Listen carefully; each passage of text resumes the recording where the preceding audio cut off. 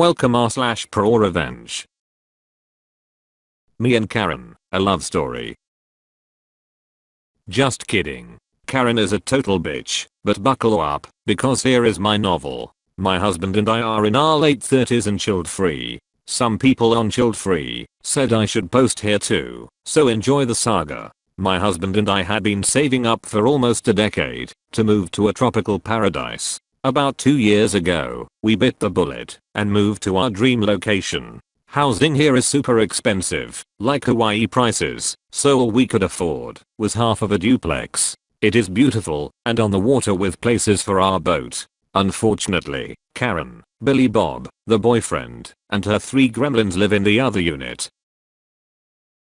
Setup. There is some period of time we just went for a week here and there, but we live here full time now. The entire duplex was owned by an older gentleman who rented out both sides. The sides do not match at all. One side is a 5-bedroom, 3-bath. The other side of the duplex is a 2-bedroom, 1-bath. We bought the 5-bedroom.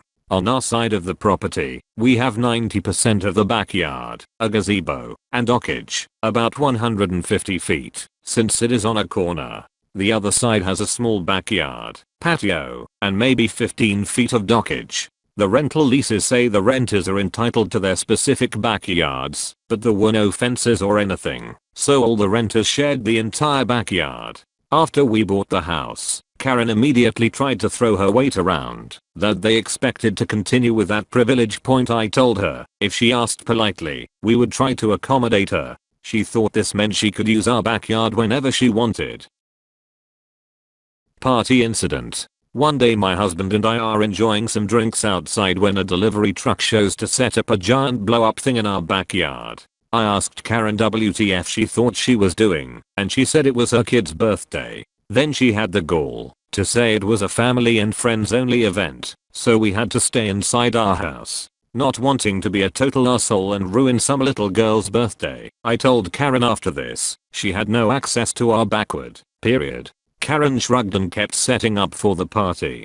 During the party, a drunk adult wandered into our house which shocked us all. I said Karen's house is the other side and he said, oh. Karen said she owned the whole property and to use whichever bathroom was available. I directed him to Karen's bathroom and soon after she came storming into our house, screaming about how dare we make her look bad to her friends, and how selfish we are we couldn't even spare one bathroom. She said we didn't deserve all this space with just us. I told Karen to get the hell out of my house or I would be calling the cops. She finally left, and the party wrapped up shortly after.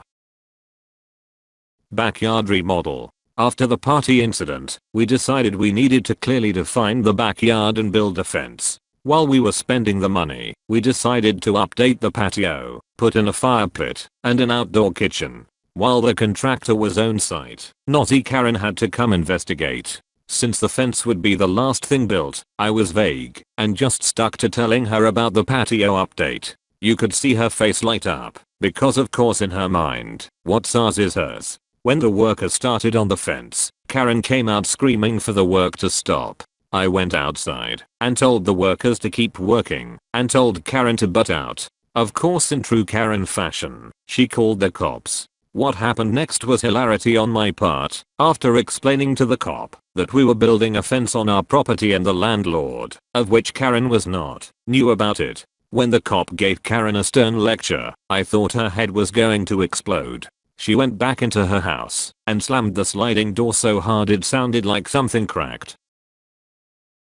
We got our fence, and I thought that would be in the end, but of course not. The boat incident. One day, Billy Bob entered the picture, and he was as much a terrible neighbor as Karen. He would throw cigarette butts and empty beer cans over our fence for disrespecting his woman. I didn't know Paradise had trailer trash, but Billy Bob is the epitome of the stereotype. Billy Bob has a boat, a 30-feet fishing boat to be precise. Of course, that side of the duplex only has 15 feet of dockage. Since we have so much dockage and only one boat, we rent out the other dockage spots as month to month. People come and go, so if we don't receive rent from them by the end of the month and the boat disappears, we think nothing of it.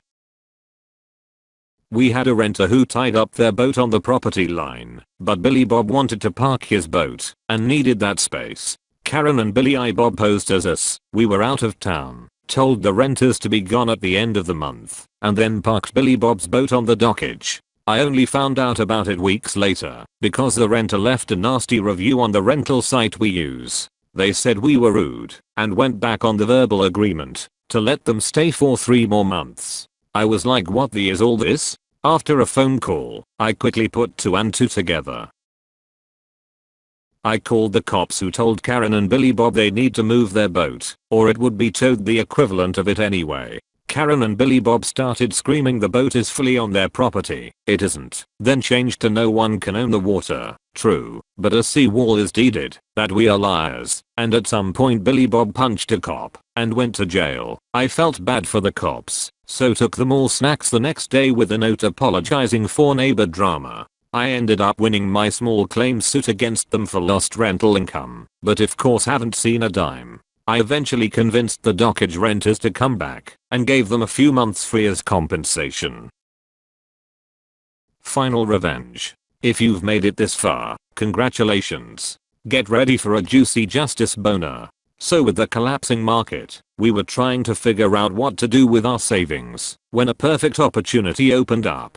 The landlord who owned both properties was in desperate need of some cash and was tired of managing the property from 2,000 miles away because of course Karen is a Karen and called him weekly for every little thing. His only stipulation was we let the poor single mom who has been his renter for 8 years finish her lease, which is up in July. Since we just have money we were trying to reinvest, and because now we get to control our neighbors, heck yeah we jumped on that. Since we didn't need a realtor or mortgage and an inspection had been done just a year ago for the old landlord to refinance, everything closed in just under 2 weeks. Karen was aware of a change of ownership. We registered the property under an LLC, but didn't know who, until 8 days ago. I went over to Karen's house and knocked on the door. Karen answered with a "What the fuck do you want, cunt?" I smiled, handed her our landlord information, and sweetly reminded her rent was due by Friday, but she could just hand me the check, if that was easier. I've always heard descriptions of people's faces turning white, but this was the first time I have actually seen it. I told Karen that we are honoring her lease until the end of July, but afterwards she had better make plans to move, because we instead to remodel it before these next tenants moved in. Bye bitch. Edit. A lot of people misunderstood the beginning. Let's call our side of the duplex Opus. The other duplex is duplex Karen. We purchased duplex Opus. After we bought it, duplex Op was no longer a rental. Both duplex Op and duplex Karen were for sale independently, but we only had the money to buy duplex Opus. Duplex Karen is still a rental because it has never sold. Now we own both duplex Op and duplex Karen. Duplex Karen is still a rental. Duplex Op is still not a rental. When we made property improvements to duplex Op, it was ours and not a rental. One suggestion. Use your 48 hours notice of entry, or whatever in your state, to perform an interior maintenance inspection, and put everything on video. Everything. Electrical, plumbing, condition of the floors, walls, and light fixtures, etc. Check on video for slow leaks under sinks and toilets. If there is basement access, check beneath tubs and shower pans as well. Your tenant is not going to be happy with you at all over the next 3 to 4 months, and won't feel any inclination to maintain the property well.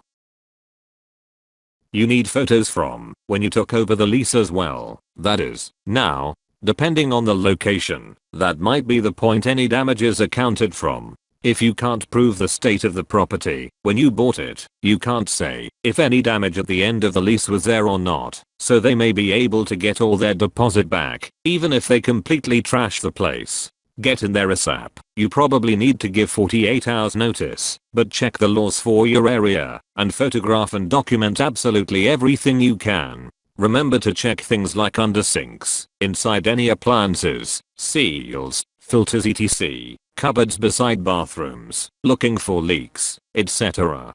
Definitely check for anything that could be a health hazard, mold, asbestos, bed bugs, etc. and address those immediately, or use them as an excuse to get the tenants out sooner, or they might come back at you claiming for health problems supposedly caused by your property. The last thing you want is to be responsible for putting them up in a hotel or something, because the property is considered a health hazard. I'd also very seriously consider getting a property manager to look after the lease for you. They know the laws in your area and how to chase things up. They get to be the bad guys demanding the rent. They get the midnight calls when something breaks. They have the contacts for repairs and maintenance, etc. We have a rental property right next to our own home, and we always have a PM as a buffer against any hassles. It's worth spending a small portion of the rent not to have to deal with all those things. Keep an eye on her. Like, get over there and document the current state of the unit. Karen sounds like the type that would trash the place on her way out. If she knows you have documentation as to its current state, that means you can hold her responsible for damages, and if it goes too far, charge her with vandalism. Might want to talk to a lawyer as well. See if you can keep money from her deposit to settle the small claims judgment. If I were you, after the Karen leaves, I'd get a restraining order so they can't come back and cause trouble or use the dock. And here in Ontario, Canada, I was extremely lucky to get into a rent-controlled house 20 years ago. I moved here with my boys and mom and was later joined by my now ex-husband. And 6 months after I had our daughter. Now 20 years later, it's just me in the 4-bedroom bungalow, and like I said, it's rent-controlled. I pay heat and power on top of the rent. And I'm paying $456 a month rent. If I downsize, I'll be paying $2,000 for 1/4 of what I have now. So that Karen was lucky to be in that house after op and her husband bought it. And watching her turn white when she found out who the new owners were is priceless. Now if were you, I'd start doing outside renos just to poke the Karen LeMayo.